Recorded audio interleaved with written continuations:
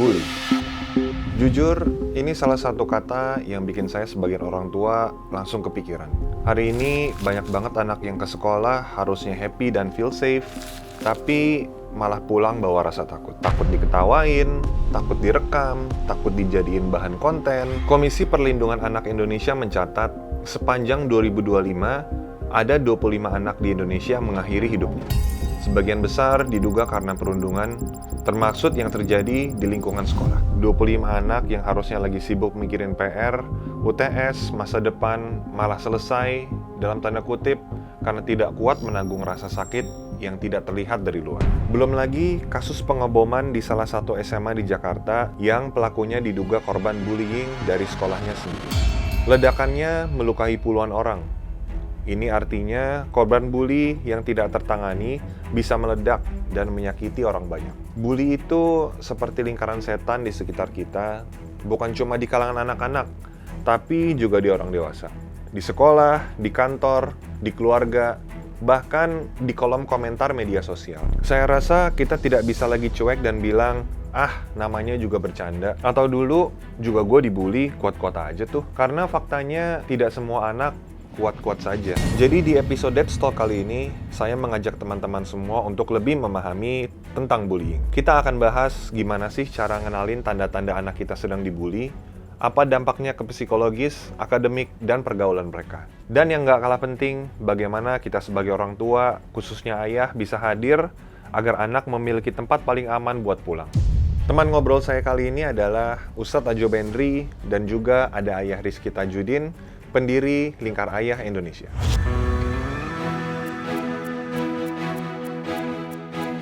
Selamat datang di Dead Talk, sebuah ruang diskusi tempat kita membicarakan peran ayah, keluarga, dan nilai-nilai yang membentuk generasi masa depan. Saya Indra Joko Sutono, teman ngobrol Anda. Terima kasih sudah datang, Ustadz Bendri dan Ayah Rizky. Pertama-tama saya pengen mengucapkan belasungkawa dulu nih kepada orang tua yang anak-anaknya terkena bully, bahkan kadang menjadi korban.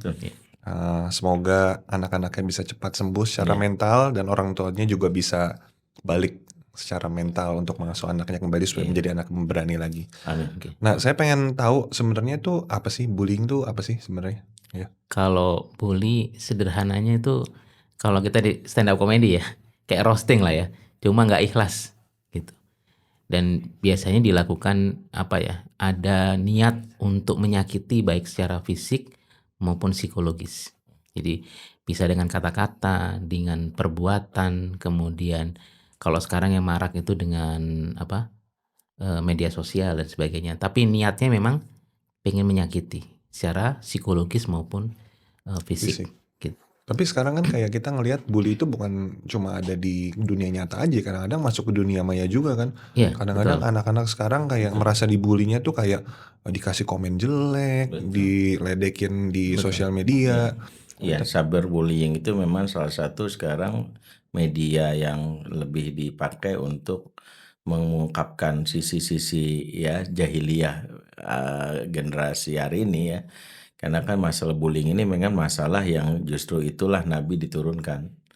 Makanya Nabi itu diturunkan itu memang diantaranya memang untuk menyelesaikan masalah bully ini. Makanya di antara ayat-ayat Quran itu ketika turun menceritakan tentang masalah bully ini. Bahkan ada satu ayat khusus tuh, surat Al-Hujurat ya, ayat 11. Ya kan dimulai dengan ayat 10 tuh, innamal mu'minuna ikhwatun faslihu baina akhwaikum. Itu tentang kita nih sesungguhnya mukmin itu bersaudara, damaikan gitu. Jadi mengingatkan tentang persaudaraan. Nah, barulah ayat berikutnya tentang ayat bullying tuh, ya ayyuhalladzina amanu la yaskhar qaumun min qaumin asa an yakunu khairum minhum wal nisa min nisain asa khairum minhum. Pertama, jangan suka mengolok-olok kata Allah.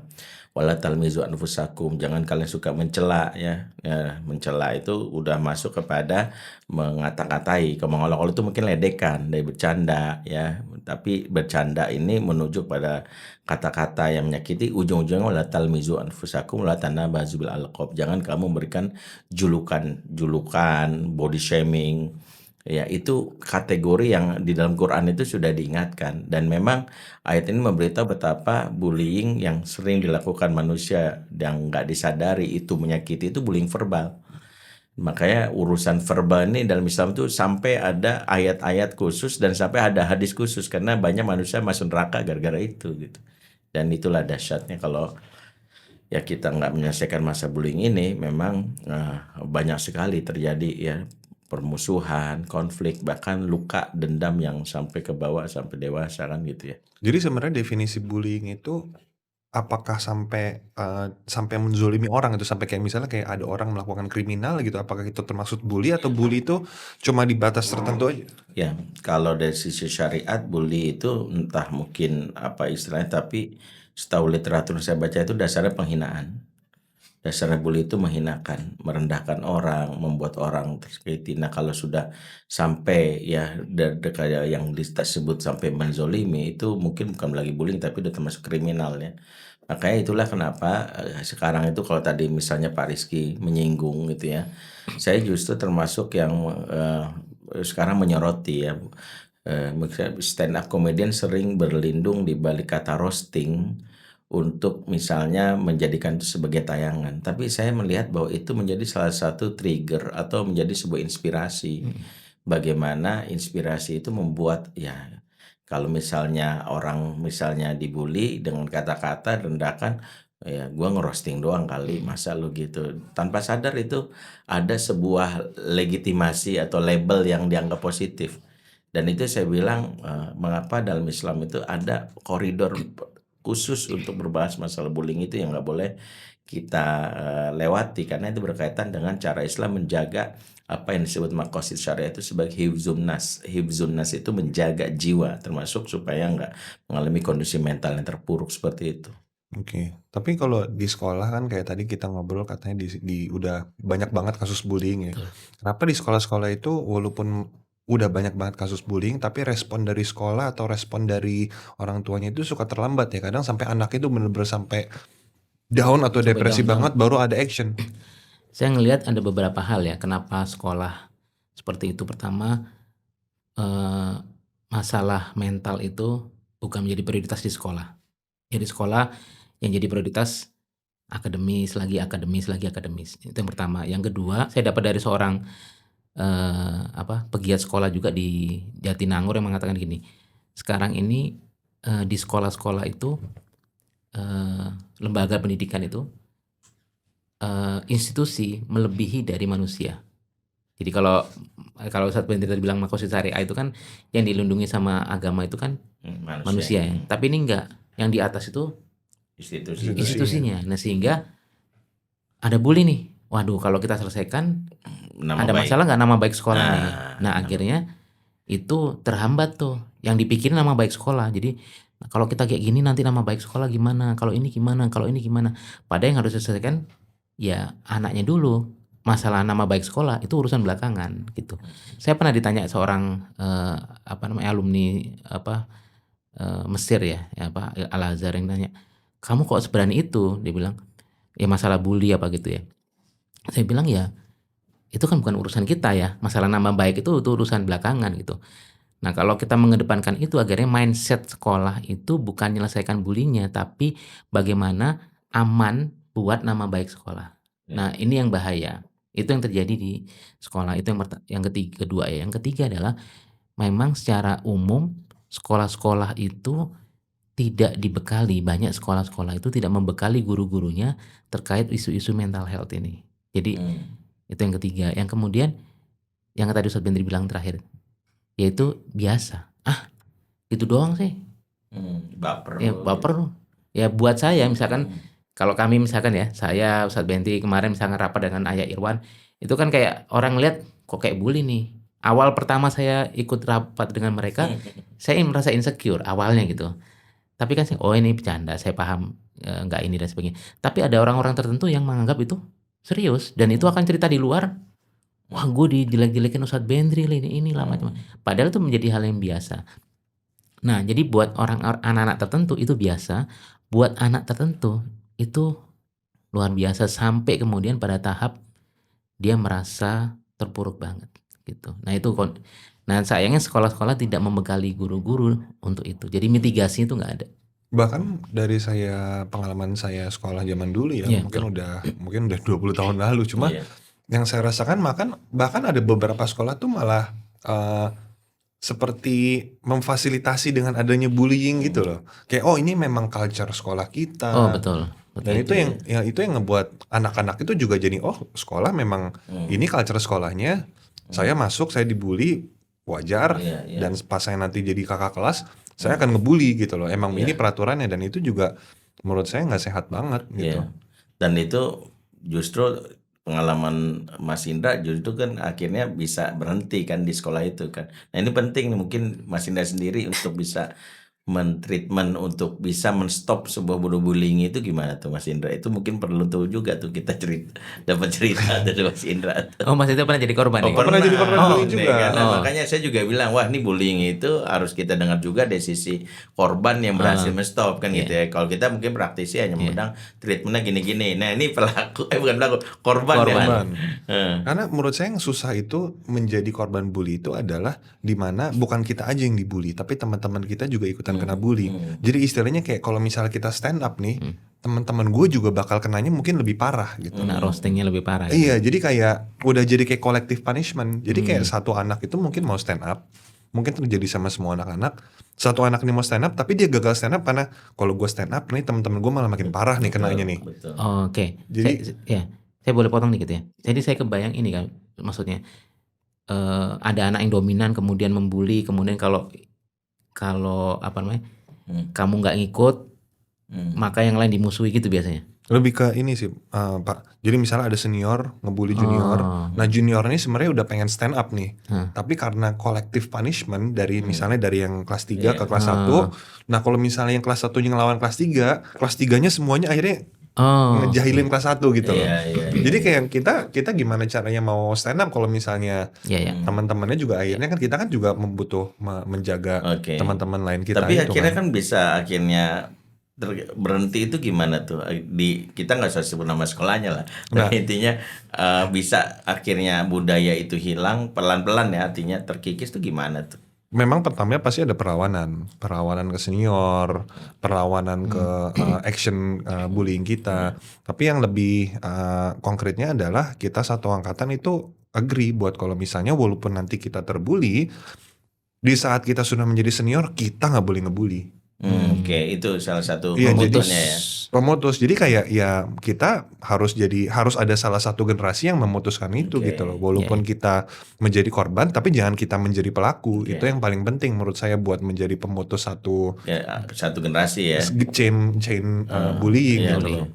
Artinya itu komitmen itu berarti kita yang dulu pernah jadi korban sepakat nih, kita akan kelak menjadi kakak kelas, kita akan menjalankan tugas yang sama dengan senior gitu ya. Tapi tanpa bullying. Tanpa Tanpa bullying. bullying. Ini. Kalau misalnya kita mau educate junior, silahkan. Tapi kan edukasi itu kan bukan harus bullying kan. Iya. Ini bagus banget ya. Jadi dari sisi ini, saya juga ingin sebenarnya mengomentarinya sederhana sih ya. Kan kalau kita lihat dari situasi bullying itu kan 3 yang selalu menjadi isu utama, dan 3 ini yang sebenarnya harus diselesaikan. Satu, sisi pelaku ya, dan itu nanti ada aspek yang kita sebut dari aspek pelasuh ya. Yang kedua ada sisi korban. Yang ketiga ini yang selama disepelekan itu sisi penonton sebenarnya. Karena sebenarnya penonton itu salah satu yang dia lebih berpeluang jadi pelaku dibandingkan jadi korban. Kenapa? Karena penonton itu melihat orang terzolimi, dia ada kesan menikmati juga ketika ada sisi ego dia yang diwakili oleh orang misalnya. Katakanlah saya mewakili angkatan saya nggak membuli, tapi ketika ngeliat asik juga ya dicium-cium tangan, asik juga ya dimohon-mohon gitu ya, maka saya bisa menjadi tertrigger. Tadinya saya bukan penonton, saya bisa menjadi pelaku. Nah penonton ini biasanya orang yang zona aman, itu juga menjadi salah satu yang dia akhirnya terbawa lah kepada situasi seperti itu. Mungkin gitu ya. Tapi berarti apa sih sebenarnya yang terjadi dari para pelaku bully ini? Kenapa melakukan in the bullying. first time tuh mereka kenapa pengen ngebully gitu loh? Jadi kalau kita ambil masalah psikologis ya, sebetulnya tidak ada faktor tunggal kenapa anak melakukan bully. Jadi kita nggak bisa, pola asuhnya, nggak hanya itu. Nggak ini, tapi banyak faktor. Ya pola asuh, kemudian cara mereka belajar. Ya, misalkan anak-anak yang nggak pernah diajarin bagaimana cara merespon sesuatu, dia nggak tahu taunya dari orang lain, maka dia akan melakukan itu. Kemudian dari kondisi mental anak itu sendiri, ya. Misalkan orang tuanya udah baik, melakukan pola asuh baik, tapi dia punya kondisi-kondisi mental yang masa lalu yang agak buruk misalkan, bisa jadi nanti dia jadi pelaku. Nah, kalau saya ngelihat sebetulnya secara gampang itu pelaku bully itu adalah orang-orang yang lemah secara psikologis.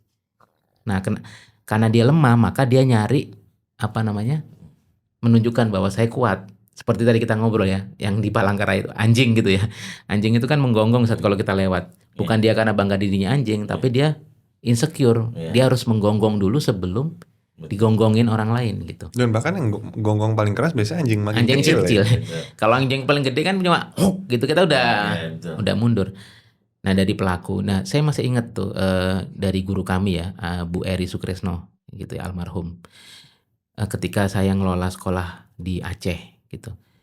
Jadi saya saya waktu itu marah gitu ya dengan anak yang melakukan bully. Tapi saya nggak marah ke anak itu, tapi cuma cerita ke Bu Eri bahwa saya kesel banget dengan anak ini. Nah, ada yang satu kata-kata ini bagus Mas dari Bu Eri. Pak Rizky, anak ini adalah korban. Jadi pelaku bully ini adalah korban dari bully-bully sebelumnya. Saya bilang, maksudnya gimana Bu? Jadi maksudnya Pak Rizky habis dipukul orang nih, kesel sama saya, habis saya ngomong. Nyampe rumah Pak Rizky gimana perasaan? Kesel sih. Kemudian Pak Rizky ngelihat istri lagi kayak gini, marah nggak? Ya marah. Jadi kemarahan kita, bully kita kepada orang lain sebetulnya ya karena tadi itu. Jadi kita ini korban. Jadi sebetulnya makanya kalau di sekolah, kenapa tadi nggak diselesaikan? Karena sekolah itu biasanya menyelesaikan hanya korban bully, tapi nggak menyelesaikan pelaku bully. Pelakunya. Padahal pelaku ini adalah korban bully sebelumnya. Yang harusnya kan kita pikirin, harusnya kita bantu, kita tolong, kita bawa. Misalkan dia, bahkan ada beberapa pelaku bully itu yang harus dibawa ke expert ya, psikolog atau psikiater, karena mereka nggak bisa lepas dari itu. Ini kan kasihan juga kalau kita pendekatannya hanya hukum, nggak selesai masalahnya. Dia hanya di sekolah dia nggak akan melakukan bully lagi, tapi di luar sekolah dia pasti akan melakukan bully lagi. Kenapa? Karena nggak diajarin cara menyelesaikan masalah itu. Berarti kalau misalnya memandang pelakunya itu apa yang harus kita lakukan? Karena kalau misalnya kita ngebully anak kita gitu kan kadang-kadang kita nggak sadar ya kadang-kadang. Kalau misalnya tiba-tiba kita udah tahu anak kita udah gede jadi pelaku bully gitu, apa yang harus kita lakukan? Iya, kan poin pertama, ciri utama pelaku bullying itu nir empati. Ya, dia nggak punya rasa empati. Jadi ketika dia nggak punya rasa empati sampai dia bisa menikmati kesedihan orang. Ya makanya bullying itu kalau pelaku itu sampai kepada titik dia bisa mencapai seorang yang kejam ya, zolim gitu ya. Nah, maka salah satu memang kenapa salah satu treatment terbaik untuk pelaku bullying itu adalah menumbuhkan empatinya. Hal satunya kan gini, hampir semua isu-isu mental health itu kan terkait dengan jiwa yang tidak terkoneksi ya kepada diri sendiri. Dia merasa hidup nggak bermakna, dia merasa bahwa orang lain nggak peduli sama saya. Maka bentuk cara dia caper mencari perhatiannya adalah dia menunjukkan kekuatan untuk menunjukkan bahwa saya itu bisa loh menyakiti orang gitu ya. Makanya beberapa pelaku bullying itu sebenarnya kita tolong adalah membereskan dulu satu, membuat diri dia berharga dulu. Dia berharga tanpa harus memukul. Itulah kenapa pentingnya dia misalnya kita berikan sesuatu yang membuat dia merasa dia punya sesuatu yang bisa dibanggakan selain memukul ya. Apakah dia misalnya punya prestasi di gambar, dia bisa punya prestasi di bidang olahraga, itu pertama. Yang kedua, dia juga harus kita bantu untuk mengasah sisi yang kita sebut sisi empatinya. Itulah kenapa treatment seperti servis orang. Ya, saya selalu mengatakan bahwa Nabi itu mengajarkan untuk menservis, bukan sekedar berbagi.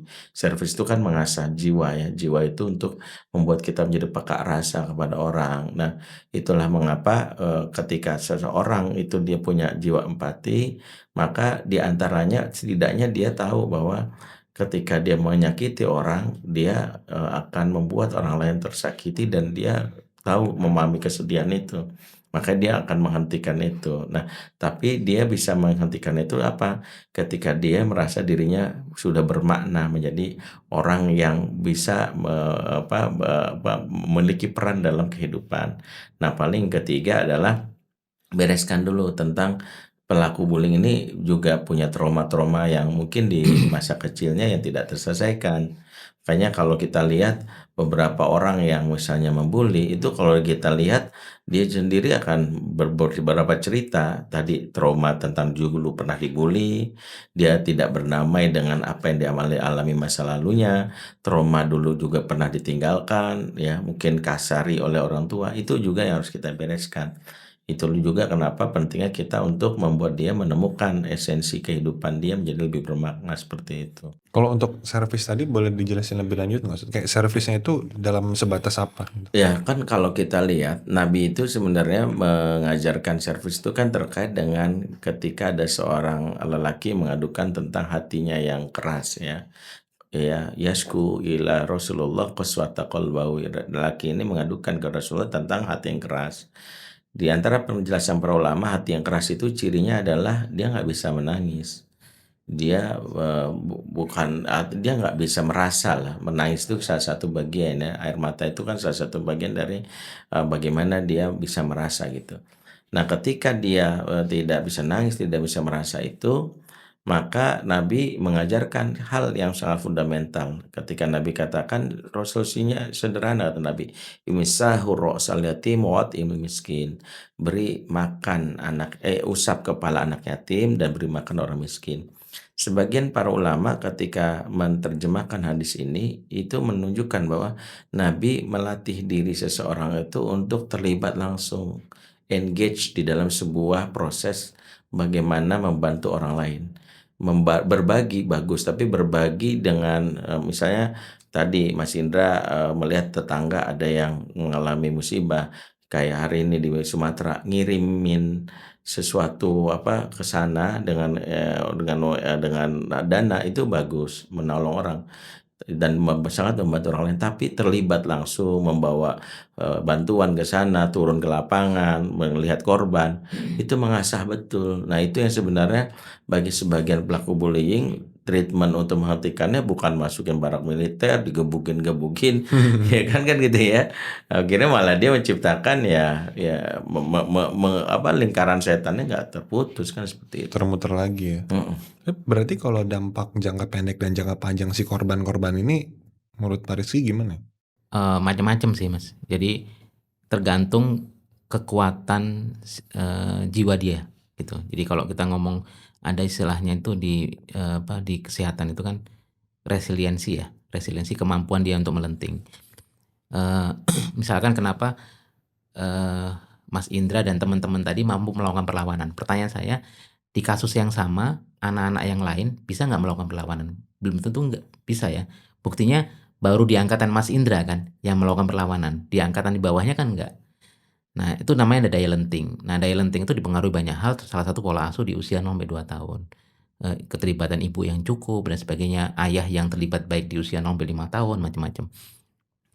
Nah, semakin baik daya lenting dia, maka ketika dia menghadapi masalah, maka semakin mudah untuk recovery. Jadi ibaratnya saya ini terluka tangan saya. Ada yang terluka, kalau orang diabetes bisa berbulan-bulan nggak sembuh-sembuh kan. Kenapa? Karena kondisi imunitas dia buruk. Nah, sama juga tuh masalah jiwa. Kalau anak-anak itu dia punya ketangguhan, dibully, nangis sebentar dan sebagainya, tapi dia bisa recovery, lompat tuh, melenting. Oke, kita melakukan perlawanan.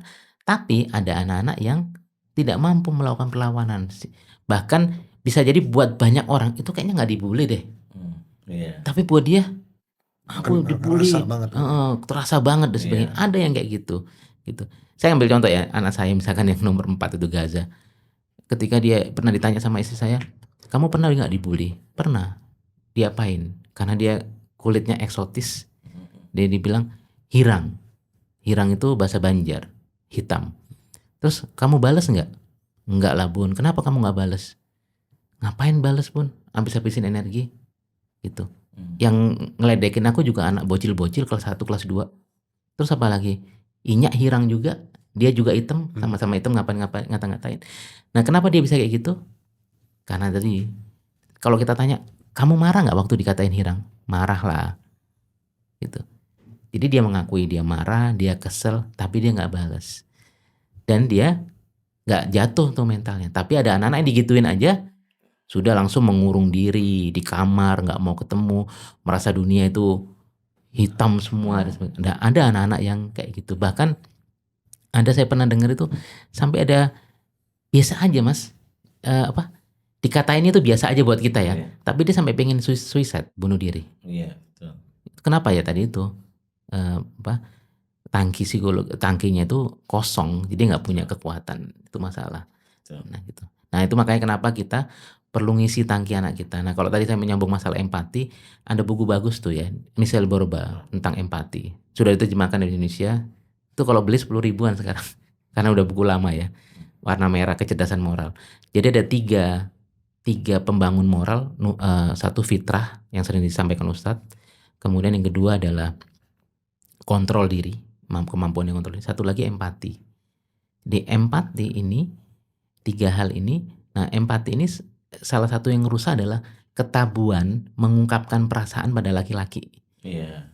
Nah itu yang menghancurkan empati salah satunya. Sama ke Jadi- bapak juga, Iya. ke bapak juga ya Iya. berarti. Ya jadi ada 5 mas, masalah empati itu yang bikin empati itu rusak. 1, kekerasan di usia dini. 2, kekerasan di media. 3, ketidakhadiran secara emosi orang tua. 4, ketabuhan mengungkapkan perasaan pada laki-laki. Yang 5 adalah ketidakterlibatan ayah pada pengasuhan. Jadi ayah ini disebutnya 2 kali berarti Ustadz ya. Iya. Yang pertama orang tua, yang kedua. Tidak terlibat ayah secara khusus. Nah terus apa menurut Borba bisa dilakukan agar anak-anak tumbuh empatinya? Maka diajarin untuk kosakata emosi. Jadi misalkan, oh kamu kecewa. Jadi nggak boleh kamu, kalau selama ini kan kita di sekolah misalkan ya. Jangan nangis, cengeng. Ya atau misalkan gini, masuk pagi hari dia lagi kayak gini, kemudian gurunya bilang, Apa kabar? hebat. kayak Iya. partai politik aja kan gitu kan. Nah padahal hari itu dia pengen nangis, tapi gurunya nggak Iya. jangan bersedih, kamu harus semangat gitu. Padahal di hari itu pengen nangis. Iya. Kenapa kamu pengen nangis? Tadi malam ibuku baru melahirkan. Kan bagus punya adik, tapi kan bunda nggak sayang lagi sama aku. Itu kan cuma gitu doang. Nah itu nggak boleh tuh kata-kata cuma gitu doang. Buat kita doang, tapi buat anak Iya. itu sesuatu yang luar biasa. Ya, saya jadi ingat ya, Bu Eli Risman juga guru kami tuh pernah sering berpesan gitu. Salah satu isu utama di kalangan Gen Alpha, Gen Z itu dilakukan oleh orang tua adalah meniadakan perasaan. Itu tadi. Sehingga perasaan itu dianggap bukan sesuatu yang penting katanya. Sebagian orang tadi begitu mudah mengklaim, cengeng, Iya, cengeng. laki-laki kok nangis, dan itu yang membuat sekarang terminologi yang dianggap normalisasi sebenarnya bahaya untuk kesehatan mental. Misalnya laki-laki tak bercerita, tahu gila kan gitu ya. Kan itu benar kan, kalau nggak salah istri Pak Deski ini kan dokter psikiatri ya. Dia Dokter juga jiwa. dokter Pasien jiwa. saya bukan pasien tapi ya. Bisa jadi pasiennya juga. Artinya gini, kalau nggak salah juga datanya banyak laki-laki. Betul. Bulan Juni mas, nanti tahun depan mungkin bulan Juni itu hari kesehatan mental laki-laki. Salah satu data yang diungkapkan adalah laki-laki itu 4 kali lipat lebih mengalami depresi dibanding perempuan. Iya. Laki-laki itu 6 di antara 10 laki-laki. Ini 1, 2, 3, 4, 5, 6, 10 itu punya benak untuk melakukan suicide. Nah, Salah satunya apa? Gue mau ngomong curhat, nanti dibilang cengeng. betul. Makanya itu kalau kita hubungkan ada kasus bullying sampai kasusnya yang terjadi yang di sebuah sekolah itu kan sampai melakukan bom ya, katakanlah yang dia rakit dan sebagainya, itu kan cuma akumulasi Dari dan masalah-masalah. frustrasi dia yang mungkin dulu ya, ini juga simpul-simpul emosi itu nggak difasilitasi di sekolah. Ngobrol sama guru bilang laki-laki cengeng begitu. Tadi yang sebut Pak Rizky, terus ngobrol sama orang tua, alah biasa aja kamu, baru gitu doang. Jadi meniadakan perasaan itu kan membuat kantong jiwa itu kan menumpuk ya, kalau istilah Bu Eli Risman. Ketika dia menumpuk ya, makanya lama-lama pecah gitu. Nggak punya daya tampung lagi, bocor gitu. Bocornya itu dalam kondisi yang kita lihat tadi, dia udah frustrasi, ya udahlah. Akhirnya dia melakukan sesuatu yang menurut kita kok bisa sih kayak gitu. Nah itu ya karena kita tidak dilatih untuk mengungkapkan perasaan gitu, mengatakan bahwa ya kalau marah ya wajar kan, normal seperti itu. Termasuk tadi misalnya kebiasaan kita yang tadi saya juga menarik tuh, karena memang saya termasuk orang yang mengatakan kenapa sekolah-sekolah Islam walaupun Ya mungkin maksudnya baik ya, tapi kadang-kadang di pagi hari memaksa orang harus memiliki emosi yang seragam gitu. Kan tadi ya misalnya, Teriak-teriak. "Apa kabar semuanya? Alhamdulillah, Luar luar biasa. biasa, Allahu Akbar," gitu. Saya bilang, Nabi nggak begitu maksud saya. Ada sebuah riwayat misalnya Jabir itu ketika, dalam keadaan sedih, Nabi itu ada kalimatnya gini, "Mali, munkasirutuka," gitu, "Apa yang membuat engkau merasa murung?" Nabi itu ngelihat wajahnya, "Apa yang membuat engkau merasa murung?" Gitu. Jadi Nabi itu mungkasir itu artinya apa ya, terpotong sebenarnya, artinya, ya bahasa kita tuh kayak hatinya patah gitu. Apa yang membuat hatimu patah gitu. Nabi itu sampai bisa nebak loh perasaan orang gitu. Jadi nggak bilang gitu, "Udah sabar aja." Tapi dia tahu nih ekspresi wajah. Nah itu yang mungkin harus kita biasakan juga ya. Maksud saya tidak bermaksud untuk menganggap bahwa semua itu harus dibesar-besarkan, tapi menerima perasaan itu kan salah satu cara untuk setiap orang itu juga bisa ya memberikan, merasakan dia diterima di rumah. Makanya kalau di rumah diterima oleh orang tuanya, maka dia juga tidak melampiaskannya ke orang lain, seperti itu. Tapi kalau bagi anak-anak yang udah terlanjur dibully gitu ya, actionnya harus ngapain ya sebenarnya?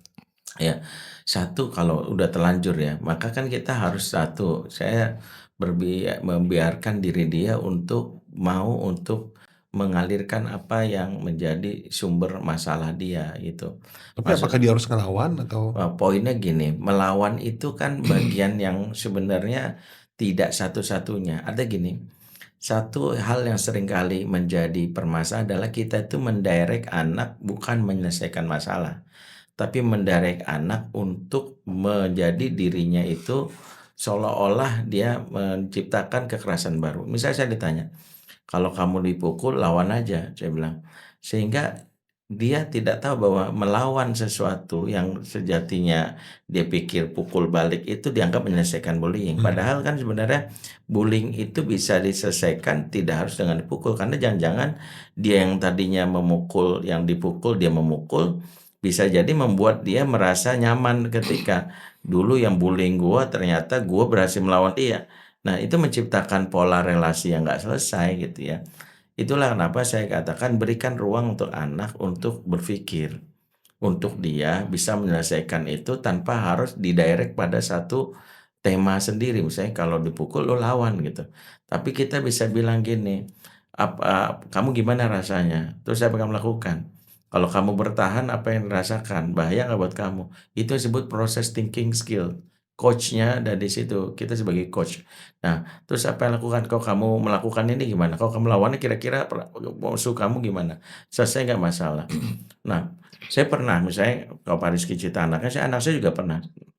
Dia cerita gimana, dia pernah dibully kan dia bilang. Terus saya bilang, "Gimana Bang, perasaannya?" "Ya kesel aja sih." "Terus gimana Abang lakukan?" "Abang lawan." "Enggak, aku hanya bilang pembuli itu orang yang wajib dikasihani, biasanya dia nggak ada sesuatu yang bisa dibanggakan," gitu. Makanya aku mencoba meresponnya adalah dengan cara yang nggak dia prediksi.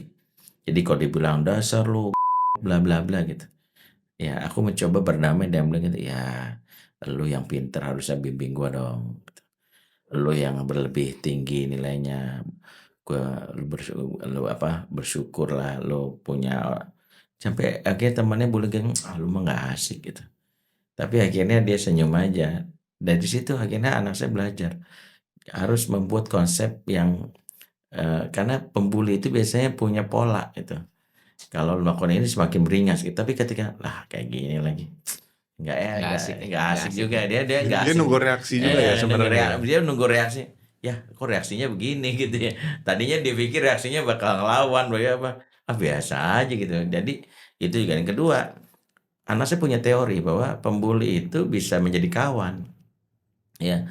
Makanya dia bilang beberapa kawan di dekat sekarang itu adalah orang membuli dia. Artinya apa? Justru aku ingin memberitahu bahwa bagaimana menyelesaikan bully itu adalah mengkoneksikan orang kepada indahnya pertemanan gitu. Saya baru tahu tuh konsep dari dia. Ketika saya bilang, "Di pesantren kamu dibully?" "Ya, tapi aku berkawan justru, dan sekarang malah dia menjadi stop pembulian. Kenapa? Karena pembuli itu orang yang teori saya dipakai, dia orang yang tidak terkoneksi. Dia tidak terkoneksi pada dia, tidak terkoneksi terhadap pertemanan dia terhadap teman itu fake friendship aja kata dia. Pertemanan yang palsu. Mereka berteman tapi sebenarnya mereka bersaing gitu.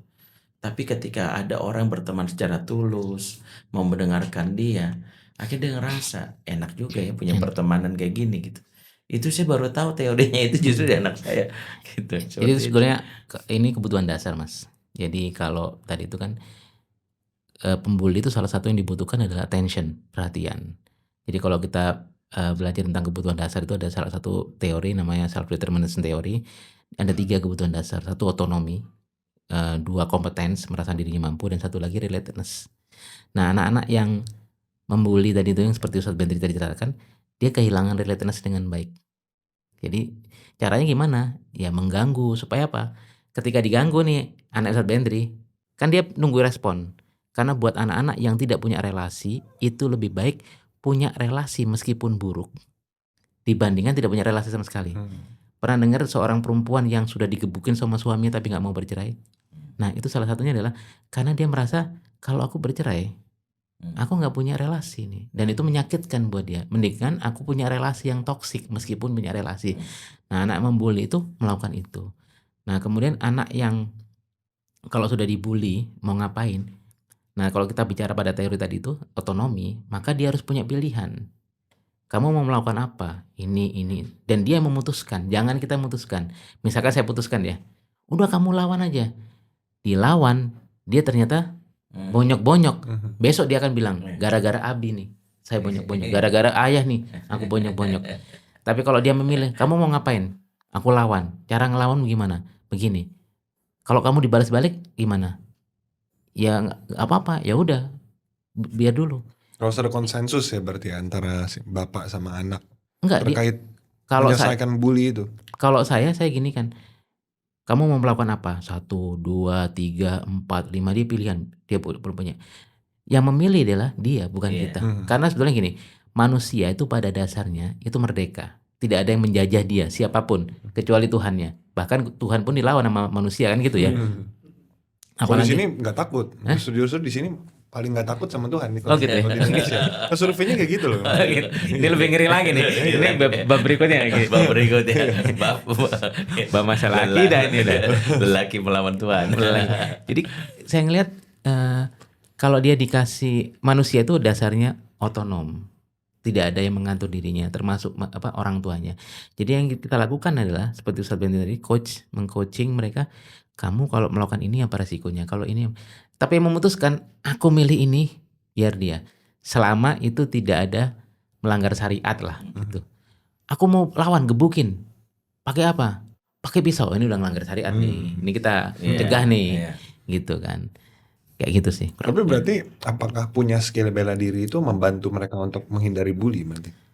Oke. Nah, ini saya ada istilah dari istri saya yang cukup menarik ya. Ada istilah bullyable. Bullyable. Kayak misalkan anak Ustadz Bentri, kenapa nggak bisa dibully? Karena dia ngapain bully? Nggak bisa dibully. Anak saya nggak bisa dibully tuh. Gitu. Kalau anak saya nomor 2 tadi kan tukang bully. Mana anak saya tadi situ? Nggak juga sih. Tapi ada anak-anak yang bullyable, Mas.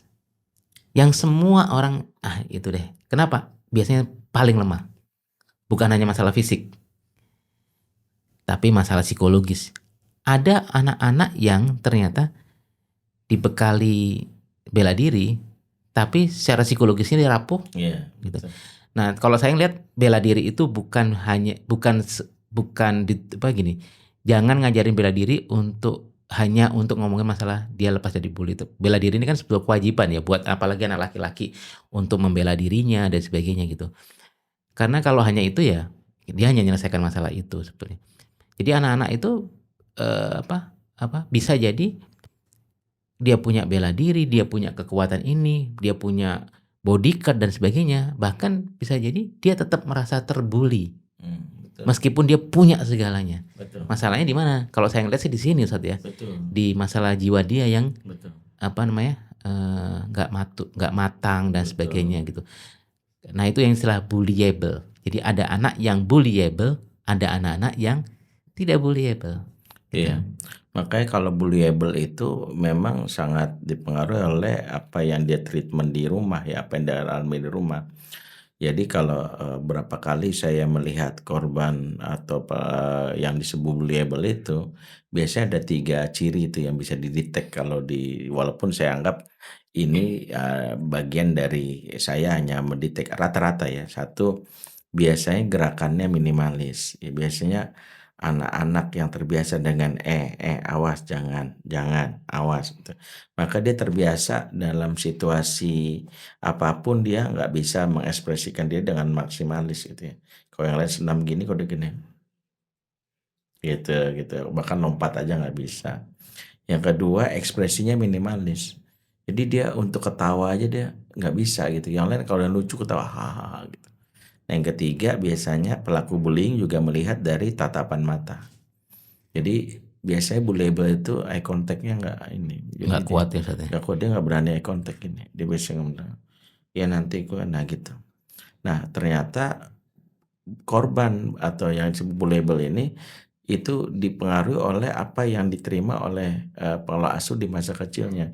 Biasanya pola asuh yang cenderung menyalahkan, kamu sih, mama udah bilang apa, awas ya. Makanya seringnya kita memberikan treatment dengan cara mengancam, menakut-nakuti, bahkan melakukan hukuman fisik maupun non fisik, itu yang bisa mempengaruhi anak akhirnya menganggap ya dirinya nggak berharga, dan itu membuat tadi orang lain pun ya bisa menangkap itu, nih kayaknya gampang nih dibully nih gitu. Itu yang nggak sadar kita. Secara nggak langsung para pelaku bully itu juga mencari yang mentally soft gitu ya. Iya. Betul. Mereka juga Nggak mungkin nyari yang alpha gitu gimana dia bully, itu mikir juga pasti kan. karena mereka juga berhitung kan. Ya mereka tahu bahwa ya sebenarnya gini, pelaku bullying tadi sebenarnya sebenarnya orang lemah, tapi dia ingin membuktikan bahwa gue bisa kuat dengan cari yang menurut dia bisa lebih lemah lagi. Tapi kalau dia misalnya berantem sama yang benar-benar ngelawan, dia belum tentu juga berani.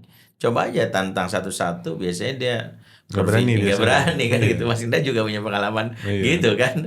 Gitu ya, ditantang ayo satu-satu kita fight deh gitu, nggak berani. Biasanya dia menunjukkannya itu karena satu, dia mendapat legitimasi bullying itu kan, satu legitimasi bullying berdasarkan satu senioritas, itu kan otomatis memberikan security kepada dia, gua ditinggikan nih karena satu gue senior, yang kedua adalah jabatan, mau nggak mau gue punya otoritas gitu ya.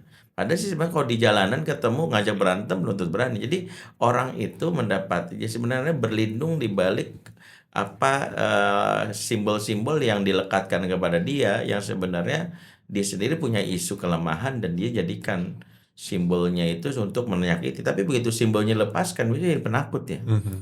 Seperti itu. Saya punya pengalaman gini, ketika ngisi acara parenting di salah satu sekolah di daerah timur. Kemudian setelah acara gurunya bilang ke saya bahwa si bapak yang nanya itu tadi itu sebetulnya anaknya tuh sering membuli. Dan di acara itu bapak itu bertanya, dia bilang gini, ketika saya ngisi itu saya udah sering lihat bapak itu gitu, diem, kaku dan sebagainya. Saya merasa ini bapak ini ada masalah nih. Kemudian dia berdiri bertanya dan dia bilang, pertama saya bersyukur, dia bilang selama ini saya nggak pernah datang parenting dan hari ini saya datang. Nggak tahu apa yang menggerakkan hati saya datang ke sini. Kemudian di situ dia bilang, saya tidak pernah menangis sejak SMP dan hari ini saya mau nangis. Kemudian dia nangis di acara itu. Orang yang ini Ustadz, kayaknya kayak laki-laki banget gitu ya. Tapi ternyata nangis tuh. Padahal kita nggak ngapa-ngapain, dia ngomong sendiri, dia nangis sendiri.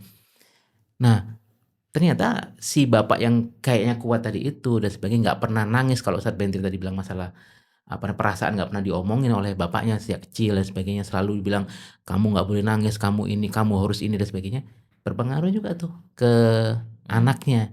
Dari mana saya tahu? Dari guru-guru yang bilang beberapa anaknya yang di sini adalah ada yang pelaku bully, ada juga yang suka dibully. Jadi orang tua yang kayak gitu Mas bisa menyebabkan anak jadi pelaku bully atau anak-anak menjadi korban.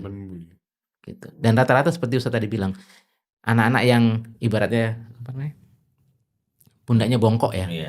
Jadi kalau jalan tuh gini, duduk gini. kayak nggak punya tenaga, Terlihat lemah lah ya. Iya, terlihat lemah. iya, Kemudian ada. tatapan matanya nggak tajam. Kemudian kalau bicara juga ini dan sebagainya. Itu ya sebetulnya kita aja tahu, gampang bisa dibully nih. Jadi mangsa lah. Jadi mangsa, mangsa. betul. Jadi mangsa. Jadi mangsa. Jadi itu ya. mangsa. Tapi saya ngelihat kadang-kadang sekarang anak-anak itu suka stres banget kalau misalnya udah kena cyberbullying kadang-kadang. Iya. Cyberbully. Cyberbully. Iya, Nah, betul. menurut Pak Rizky, apakah cyberbully itu lebih berbahaya daripada bully asli? Sebetulnya sama ya, cyberbully, bully dan sebagainya. Cuma yang membuat cyberbully itu lebih menakutkan kan dilihat banyak orang. Itu yang bikin kita takut ya. Gitu. Misalkan kalau bukan cyber ya, misalkan saya membuli Ustadz Bendri di depan sini atau membuli Mas Indra, ya sampai Mas Indra merasa terpukul, misalkan gitu. Tapi nggak ada yang lihat kan. Tapi ketika yang kita membuli Mas Indra di hadapan 1.000 orang dan Mas Indra terpojok banget, itu kan membuat kita semakin hancur gitu. Nah, cyberbully itu kan kayak gitu. Akan kebayang kita ya, nanti yang lihat siapa, yang ini siapa dan sebagainya gitu. Udah jelas memang kalau cyberbully jauh lebih menakutkan buat kita sekarang ini. Iya. Tapi memang cyberbullying itu sendiri yang beratnya itu adalah pelakunya itu justru adalah orang yang tidak dideteksi akan membuli di dunia nyata karena dia mendapatkan sisi security-nya lewat fake account yang dia buat. Saya ngobrol dengan salah satu anak remaja yang dia bilang rata-rata manggil saya Abi, rata-rata mah anak sekarang punya akun ini tiga ada tiga. Satu akun pribadi yang bapak ibunya tahu dia nice daughter, nice child gitu ya. Yang kedua adalah akun fake yang dia desain untuk membuli, sekedar membuli itu. Apa aja dia pokoknya komentarin, dan itu dia puas. Ternyata kata dia lega tuh yang selama ini kalau nggak pernah ngomong kasar itu bisa jadi puas-puasin itu. Nah itu yang ketiga adalah akun khusus bisnis affiliate atau apa dia biasanya tuh. Itu yang baik-baik ya. Iya baik-baik ya. Jadi ada memang dibilang dan makanya kenapa cyberbullying itu memang sesuatu yang liar sekali. Kontrolnya adalah manusia bisa menunjukkan sisi liarnya itu karena dia berlindung di balik fake account itu. Kalau Ustadz Bendri ada ya? Fake account? Enggak ya? Berarti kan ada isu tentang masalah mental juga tuh. ya, Orang punya fake account itu kan punya isu mental juga. Ya, kalau misalnya di dunia nyata itu saya membuli, misalnya saya punya power membuli pun, saya masih memiliki misalnya ya, saya ustadz gitu ya, di depan nggak boleh saya menyakiti. Tapi walaupun mungkin ada sisi hitam saya gitu ya, karena ada sisi itu. Kontrol ya. Ya, tapi ketika udah orang di cyber nggak ada lagi tuh, udah nggak ada gua udah jadi orang lain. Caci maki, hajar sebagainya itu yang mengerikannya kita nggak bisa mendetek nih siapa gitu ya. Nah itu yang membuat akhirnya banyak sekali kasus-kasus ya cyberbullying itu justru orang terdekat yang selama ini justru menyimpan marah sama kita diluangkannya lewat fake account gitu. Itu juga banyak kasus seperti itu tuh. Tapi sebenarnya kan berarti kalau kasus bullying ini kan kita sebagai orang tua anak-anak itu kan lebih banyak waktu di sekolah ya. Berarti sebenarnya kita nggak bisa kontrol apa yang terjadi sama dia di sekolah, apa yang terjadi dia dengan teman-temannya. Berarti sebenarnya idealnya peran sekolah dan peran para guru-guru itu buat terkait bully ini tuh idealnya tuh seharusnya seperti apa ya dari Pak Rizky dan Ustadz Bendri mungkin? Ya, kalau Pak Rizky ini beliau kan kepala sekolah ya. Kalau saya memang banyak menemukan bahwa sebegini salah satu hal yang fundamental dalam Islam itu bagaimana juga mengajarkan sesuatu itu berurutan supaya menjadi pribadi yang kokoh. Bisa gini, dalam Islam itu ayat-ayat persaudaraan lebih dulu diperkenalkan daripada ayat-ayat tentang fastabiqul khairat. Karena orang sudah merasa bersaudara ketika berlomba-lomba dan kebaikan, dia tidak menganggap dia sebagai kompetitor. Di situ pentingnya mengapa Nabi menguatkan dulu persaudaraan dibandingkan nanti budaya kompetisi. Ya, tapi ketika urutan ini salah, itu mempengaruhi banget. Urutan itu mempengaruhi nanti cara berpikir. Nah, ketika budaya kompetisi lebih dulu dikenalkan di usia-usia dini dengan adanya perlombaan, dengan adanya kompetisi, mereka dianggap perankingan, maka dia yang belum siap di fase ego yang gini, fase ego sendiri kan sebenarnya udah budaya ketika dia merasa dirinya istimewa, orang lain itu tanpa sadar dianggap musuh. Nah, itu justru dilegitimasi dengan ketika sekolah memfasilitasinya dengan budaya kompetisi. Nah, sehingga guru yang merankingkan, membandingkan anak yang paling pintar di kelas ini panggil tepuk tangan gitu. Hmm. Yang paling jago bahasa Inggris gitu ya. Sehingga itu mempengaruhi betul ya tumbuh kembang anak untuk melihat bahwa bertahannya dia untuk bisa survive itu dia harus melihat orang lain itu sebagai kompetitor. Nah, budaya inilah yang harusnya di sekolah harus kita hilangkan. Makanya kembangkan dulu budaya kolaborasi sebelum kompetisi. Kembangkan dulu budaya kerjasama sebelum ada konsep pertandingan atau perlombaan. Budayakan dulu festival. Festival itu harus mengapresiasi semua orang. Nah, itu yang mungkin diajarkan dalam Islam itu seperti itu. Kalau dari Pak Rizky? Jadi kalau sekolah, jadi ada gini Mas, ada apa namanya? Meskipun ini teori ini banyak yang ini ya, tapi ada ini istilah quarter life crisis, krisis seperempat abad. Krisis seperempat abad ini biasanya terjadi di atas usia menjelang usia 30. Tapi sekarang krisis seperempat abad ini bergeser sampai menjelang usia 40. Jadi anak-anak orang dewasa tidak matang sampai usia 40. Nah, salah satu penyebabnya ternyata dari beberapa jurnal itu adalah terlalu fokusnya pendidikan pada masalah akademis. Jadi mulai kelas TK itu sudah dijejelin tuh akademis. Padahal kan di usia 3 tahun harusnya motoriknya diselesaikan dulu, sensorinya diselesaikan dulu. Usia berapa lagi apanya lagi, usia berapa lagi apanya lagi. Nah, ternyata di sekolah-sekolah itu tidak menerapkan itu. Banyak sekolah tidak menerapkan itu. Yang terjadi adalah pokoknya anak bisa baca, nulis, berhitung, kemudian dapat piala sebanyak-banyaknya, menang, mengalahkan ini, mengalahkan itu dan sebagainya. Nah, akhirnya terjadi apa? Kelelahan Mas secara psikologis. Bukan hanya untuk anaknya ternyata Ustaz. Guru-guru yang di sekolah-sekolah dengan kompetisi yang cukup ketat, itu guru-guru secara mental itu kelelahan. Ini Kenapa? kompetisi akademis ya maksudnya? Semua kompetisi yang terlalu ketat ya. Dalam sisi akademis kah atau dari sisi? Bisa akademis, bisa non akademis. Misalkan gini, ada seorang anak, saya pernah dapat seorang anak di daerah Jawa Timur ya, yang gurunya bilang gini, anak ini pintar Pak Rizky, lomba ini menang, lomba melukis menang, lomba ini menang, pokoknya semua lomba menang, karate kah, pokoknya ini sudah kayak toko kelontong Ustaz, pintar semua. Tapi dia kalau jam 10 Pak Rizky harus ditelepon sama ibunya untuk minum air putih. Coba bayangin, anak kelas 5 SD itu harus ditelepon sama ibunya, Mbak minum air ya. Kalau nggak ditelepon gimana Bu? Nggak minum Pak. Ini berarti kan fitrahnya udah rusak Mas. Kan minum itu hal yang paling basic lah ya. Ini minum harus ditelepon. Saya bilang, terus gurunya biasa aja, tapi pinter Pak. Saya bilang, aduh hancur saya nih dengerin gitu. Nah, apa namanya? Karena ini nggak dilatih Mas, ya berantakan akhirnya. Kemampuan dia untuk ngelola emosi dan sebagainya. Gurunya itu juga kelelahan secara emosi, kelelahan. Bukan hanya bukan hanya akademis, macam-macam. Saya juga pernah mendapati sebuah, ini di luar negeri tapi ya, di Malaysia. Waktu itu saya pas sama Bu Eri Sukresno main ke Malaysia ke sebuah sekolah, itu anak nangis itu gurunya cuma bentak-bentak aja, jadi nggak diurusin tuh. Gurunya cuma bilang gini, biasa Pak, dia pandai, tapi kalau masuk sekolah pasti nangis dulu. Tuh, bayangin, dia kelas 4 SD, nangis tuh mulai kelas 1 SD, nggak pernah diurusin tuh. Saya bilang, ya ini tadi nggak imbang sih Mas. Jadi bukan berarti akademis tuh nggak boleh ya. Cuma kalau kemudian nggak seimbang, motoriknya nggak diselesaikan, sensorinya nggak diselesaikan, masalah jiwa yang nggak diselesaikan, sekolah hanya fokus pada satu bidang yaitu akademis tok misalkan gitu, atau misalkan hanya motorik aja, dan pasti nggak akan seimbang tuh anak secara jiwanya. Nah, harusnya ngapain sekolah menurut saya ya membekali guru-guru tentang keseimbangan itu semua.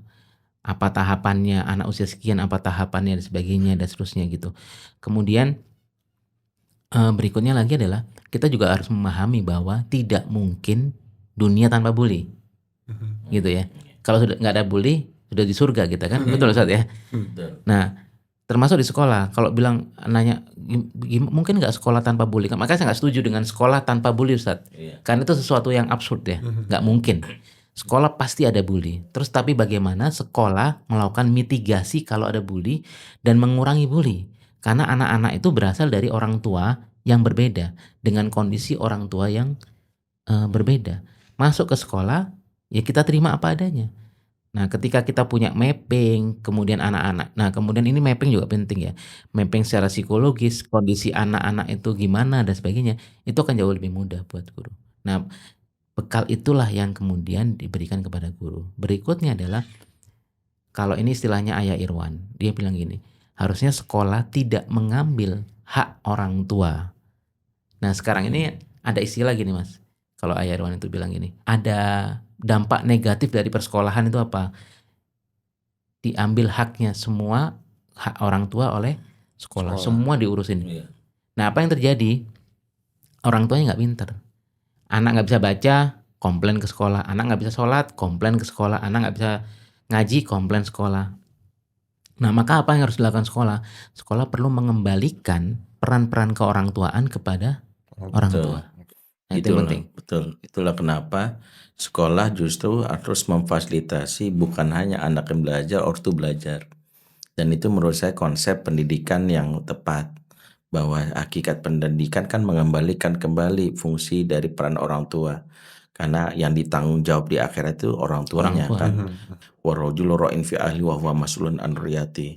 Nabi juga mengatakan fa abawahu yuhawidani aw nisarin aw majisanihi. Artinya orang tua itu jadi justru sebagai faktor yang paling utama dalam pengasuhan anak. Jadi jangan sampai tadi orang tua sekolah justru menjadi super body atau Super apps. super apps untuk yang membuat anak-anak itu akhirnya tidak memiliki koneksi yang kuat kepada orang tua. Berarti kalau kita kembalikan karena tema kita bisa bullying, menyelesaikan bullying mau nggak mau juga melibatkan orang tua untuk penanganan edukasi baik pencegahan maupun kalau terjadi gitu mitigasi yang disebut oleh Pak Rizky itu justru ada di orang tua juga. Karena orang tua yang ketika bullying itu kan cuma gini mana, maka orang tua bahkan membuli balik loh. Iya, Karena betul. nggak ada mitigasi bullying di orang tua juga karena nggak ada pernah misalnya gini. Kalau ada bullying orang tuanya langsung nyerang anak itu didoxing anaknya itu. Nih anak yang membuli anak saya. Dia membuli itu sebenarnya tuh. Semua orang nyerang tuh. Oh dasar lu nenek bla bla bla gitu ya. Kan itu sebenarnya mengekalkan pola bullying baru sebenarnya. Nah itu dari mana? Ya itu tadi karena dia nggak punya mitigasi gitu ya. Karena nggak ada edukasi. Jadi kalau sekolah supaya sekolah juga bisa kalau saya mengatakan sekolah bisa hidup damai ya ketika justru memposisikan diri bukan sebagai bengkel tapi sebagai mitra pengasuhan gitu ya dengan cara apa bikinlah sistem di mana anak belajar ortu belajar fasilitasi aja ada kajian parenting atau apapun seperti itu. Oke. Kalau dari Pak Rizky ada nggak pesan buat orang tua yang anak-anaknya sekarang sedang kena bullying? Ya, pertama dampingi, ajak ngobrol, pahami perasaannya, gitu ya. Karena itu yang penting. Kalau kemudian karena yang dibutuhkan anak ketika dibully sekarang kondisinya adalah dia butuh empati, bukan diminta untuk kuat, bukan diminta untuk melawan, tapi didampingi empati. Yang kedua adalah ini yang selalu saya tekankan ke diri saya juga adalah bayangkan juga bahwa anak yang membuli anakmu itu adalah korban, sehingga kita lebih punya empati. Jadi bayangan kita, dia korban, bapaknya bagaimana? Saya bisa minimal kita nggak mungkin ikut campur urusan rumah tangga itu. Minimal kita punya empati. Oke, anak itu kayak gitu, ya udah kita selesaikan anak kita. Urusan anak itu kita hanya berdoa sama Allah SWT karena itu urusan anak itu dengan orang tuanya. Kalau kita bisa intervensi, kita intervensi. Tapi kalau enggak, ya udah selesai. Itu yang paling sederhana, gitu Mas. Kalau Ustadz Benri ada pesan nggak buat ayah yang mereka ngerasa untuk cari nafkah aja cukup, tapi mereka nggak hadir secara emosional kepada anak-anaknya? Iya. ibarat burung ya, saya selalu ingat bahwa ibarat burung yang terbang ke angkasa, ya kita berharap anak kita bisa menjelajah angkasa yang luas itu, dan dia bisa menjalankan itu kalau dia punya 2 kepak sayap ya dengan maksimal. Nah, kalau ayah itu tidak menjalankan fungsinya, itulah yang terjadi dengan anak zaman now ya, sebut sayap-sayap patah ya, kalau Gibran gitu. Nah, sayap-sayap patah itulah yang terjadi dengan anak-anak yang hari ini ketika ayahnya tidak hadir. Ayah punya obsesi tinggi, anaknya harus begini-begini, tapi ayah justru membiarkan anak terbang tanpa satu sayap yang justru menjadi navigasi dia saat menjelajah dunia yang luas itu. Maka kalau ayah ingin membantu dalam konsepnya anak-anak itu tumbuh bahkan menjelajah angkasa yang luas, ya kuatkanlah sayap anak dengan terlibat. Disitulah anak bisa mengikuti dan menjelajah angkasa yang luas. Semoga para ayah di luar sana bisa hadir secara emosional kepada Amin. anak-anaknya dan Amin. keluarganya ya. Amin. Dan semoga anak-anak kita dan saudara kita semua dijauhkan semua dari bully. Dan Amin. semua yang sedang terbully dan para pelaku bully semoga cepat berakhir. Amin. Terima kasih Ya. ilmunya Pak Rizky dan terima kasih Mas Sama-sama. Adwindri.